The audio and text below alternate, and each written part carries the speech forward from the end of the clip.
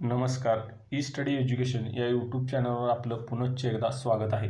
तर बघा, शब्दांच्या एकूण 4 जाती आहेत, त्यामधील एक जात म्हणजे सर्वनाम.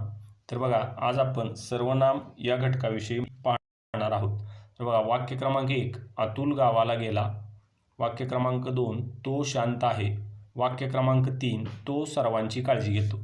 तर बघा, पहिलं वाक्य आहे अतुल गावाला गेला. दुसऱ्या वाक्यामध्ये अतुल शांत आहे असं म्हणता आलं असतं. तिसऱ्या वाक्यामध्ये अतुल सर्वांची काळजी घेतो असं म्हणता आलं असतं. पण वाक्य क्रमांक 2 मध्ये अतुलऐवजी तो हा शब्द वापरलेला आहे. वाक्य क्रमांक 3 मध्ये सुद्धा अतुलऐवजी तो हा शब्द वापरलेला आहे.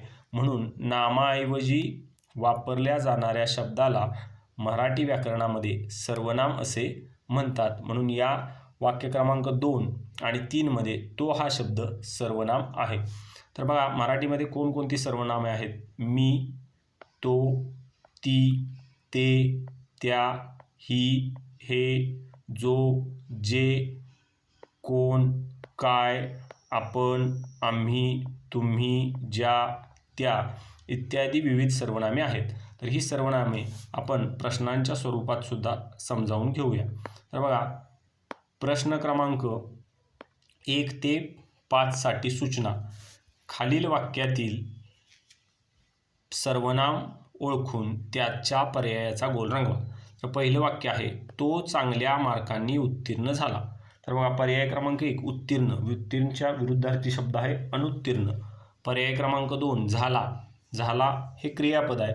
आणि पर्याय क्रमांक 3 तो हे सर्वनाम आहे, कारण तो हा शब्द नामाऐवजी वापरण्यात आलेला आहे. उदाहरणार्थ, अमित चांगल्या मार्कांनी उत्तीर्ण झाला असं नाम घेऊन आपण हे वाक्य बनवलं असतं, पण त्या अमितच्या ऐवजी तो हा शब्द वापरलेला आहे, म्हणून या वाक्यामधील सर्वनाम आहे तो. प्रश्न क्रमांक 2, अंघोळ झाल्यावर तिने जेवण केले. तर बघा, पर्याय क्रमांक 1 जेवण हे सर्वनाम नाही आहे. पर्याय क्रमांक 2 केले हे क्रियापद आहे. आणि पर्याय क्रमांक 3 जे आहे तिने हे सर्वनाम आहे, कारण ते नामाऐवजी आलेलं आहे. त्यानंतर प्रश्न क्रमांक 3, अरे दीपक आपण खेळूया का. तर बघा, पहिला पर्याय अरे हे सर्वनाम नाही आहे. पर्याय क्रमांक 2 आपण. तर बघा, बोलणारी जी व्यक्ती आहे ती दीपकला विचारते आपण खेळूया का. म्हणजे बोलणारी व्यक्ती आणि दीपक या दोघांऐवजी आपण हा शब्द वापरलेला आहे, म्हणून या वाक्यातलं सर्वनाम आहे पर्याय क्रमांक 2 आपण. प्रश्न क्रमांक 3, हे सुंदर घर बघ. तर बघा, पर्याय क्रमांक 1 घर हे सर्वनाम नाही आहे, तर हे नाम आहे. पर्याय क्रमांक 2 सुंदर हे विशेषण आहे. सुंदर फूल, सुंदर मुलगी. त्यानंतर बघ हे क्रियापद आहे. आणि पर्याय क्रमांक 4 जे आहे हे या वाक्यातील सर्वनाम आहे. बघा, प्रश्न क्रमांक 4, त्यानंतर प्रश्न क्रमांक 5, मी रोज नियमितपणे खेळायला जातो. तर बघा, पर्याय क्रमांक 1 रोज हे सर्वनाम नाही. खेळायला हे पण सर्वनाम नाही. आणि पर्याय क्रमांक 3 मी हे या वाक्यातलं सर्वनाम आहे. पुढं प्रश्न क्रमांक 6 ते 10 साठी सूचना. काय आहे? खालील पर्यायात सर्वनाम नसलेला पर्याय शोधा. तर बघा, पर्याय आहे पहिला आम्ही, पर्याय दुसरा त्यांनी, पर्याय तिसरा आपण, पर्याय चौथा नमिता. तर बघा, आम्ही हे सर्वनाम आहे. आपल्याला सांगितलंय सर्वनाम नसलेला पर्याय शोधा. त्यांनी हे पण सर्वनाम आहे. आपण हे पण सर्वनाम आहे. पण या प्रश्नाचं अचूक उत्तर आहे पर्याय क्रमांक 4 नमिता. नमिता हे नाम आहे आणि आपल्याला सर्वनाम नसलेला पर्याय शोधायचा आहे, म्हणजे हा अचूक पर्याय आहे. प्रश्न क्रमांक 7, सुमित हा जो मी. तर बघा, पर्याय क्रमांक 1 जे आहे सुमित हे नाम आहे, म्हणून सर्वनाम नसलेला पर्याय आहे पर्याय क्रमांक 1 सुमित.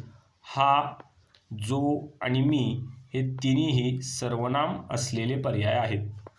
प्रश्न क्रमांक 8, आहेत आपण, कोण आणि काय. तर इथं बघितलं तर पर्याय पहिला जो आहे आहेत हे क्रियापदाचं काम करते, म्हणून सर्वनाम नसलेला पर्याय आहे पर्याय क्रमांक 1. आपण हे सर्वनाम आहे, कोण हे पण मराठीतलं सर्वनाम आहे, काय हे पण मराठीतलं सर्वनाम आहे. प्रश्न क्रमांक 9. प्रश्न क्रमांक 9 मध्ये पहिला पर्याय आहे ते, दुसरा पर्याय आहे तो, तिसरा पर्याय आहे कावेरी, चौथा पर्याय आहे स्वतः. तर आपल्याला प्रश्नामध्ये सांगितलं आहे की सर्वनाम नसलेला पर्याय शोधा. तर ते हे मराठीतलं सर्वनाम आहे, तो हे पण मराठीतलं सर्वनाम आहे आणि कावेरी हे जे आहे हे एका नदीचं नाव आहे, एका मुलीचं नाव आहे, म्हणजेच हे नाम आहे, म्हणजेच सर्वनाम नसलेला पर्याय आहे पर्याय क्रमांक 3. प्रश्न क्रमांक 10. पहिला पर्याय आहे हे, दुसरा पर्याय आहे तू, तिसरा पर्याय आहे मो आणि चौथा पर्याय आहे ज्या. तर बघा हे मराठीतलं सर्वनाम आहे, तू हे पण मराठीतलं सर्वनाम आहे आणि पर्याय क्रमांक 3 मो असं मराठीत सर्वनाम नाही आहे, म्हणून सर्वनाम नसलेला पर्याय आहे पर्याय क्रमांक 3 आणि ज्या हे पण मराठीतलं सर्वनाम आहे. पुढं प्रश्न क्रमांक 11 ते 15 साठी सूचना. खालील वाक्यातील अधोरेखित नामाऐवजी कोणते सर्वनाम वापरता येईल तो पर्याय शोधा. तर बघा प्रश्नामध्ये एक अधोरेखित नाम दिलेलं आहे आणि त्याच्याऐवजी कोणतं सर्वनाम वापरायचं ते आपल्याला शोधायचं. तर बघा प्रश्न क्रमांक 11. अमितने खूप बक्षिसे मिळवली. तर अधोरेखित नाम आहे अमितने. तर बघा त्याच्याऐवजी सर्वनाम पर्याय क्रमांक 1 तिने. अमितनेच्या ऐवजी तिने आपण वापरू शकत नाही. बघा पर्याय क्रमांक 2 अमितने खूप बक्षीस मिळवली, त्याच्याऐवजी त्याने खूप बक्षिसे मिळवली, म्हणून याचं बरोबर उत्तर आहे पर्याय क्रमांक 2 त्याने. प्रश्न क्रमांक 12. वाघाच्या चालण्यात एक रुबाब असतो आणि अधोरेखित जो शब्द आहे तो आहे वाघाच्या. तर वाघाच्या ऐवजी कोणतं सर्वनाम येणार आहे बघूया. पर्याय क्रमांक 1 त्याने चालण्यात एक रुबाब असतो, चुकीचा आहे. पर्याय क्रमांक 2 त्याला चालण्यात एक रुबाब असतो, चुकीचा पर्याय आहे.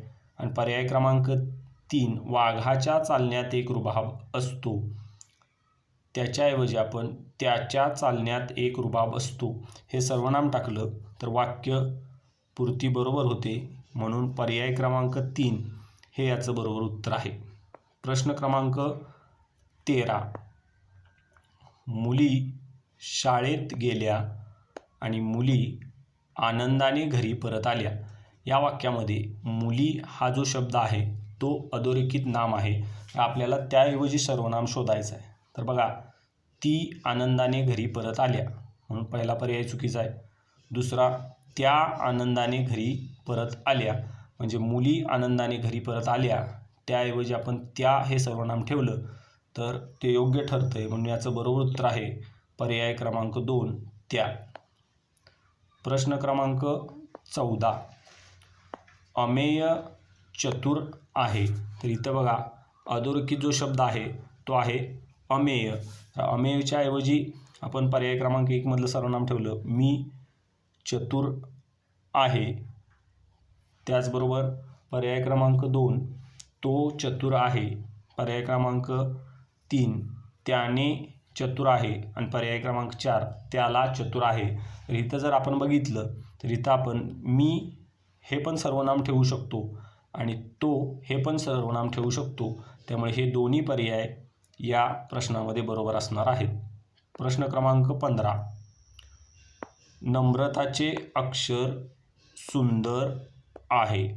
अधोरेखित नाम आहे नम्रताचे. तर बघा आपण नम्रताच्या ऐवजी पर्याय क्रमांक 1 ठेवला त्याची अक्षर सुंदर आहे, चुकीचा आहे. पर्याय क्रमांक 2 प्रत्येक अक्षर सुंदर आहे, चुकीचा आहे. आणि आपण पर्याय क्रमांक 3 ठेवला नम्रताचे ऐवजी तिचे अक्षर सुंदर आहे, तर हे सर्वनाम योग्य व चपकल ठरते, म्हणून याचं बरोबर उत्तर आहे पर्याय क्रमांक 3. अशा पद्धतीनं आपण सर्वनाम हा घटक उदाहरणांच्या सहित समजावून घेतलेला आहे. धन्यवाद.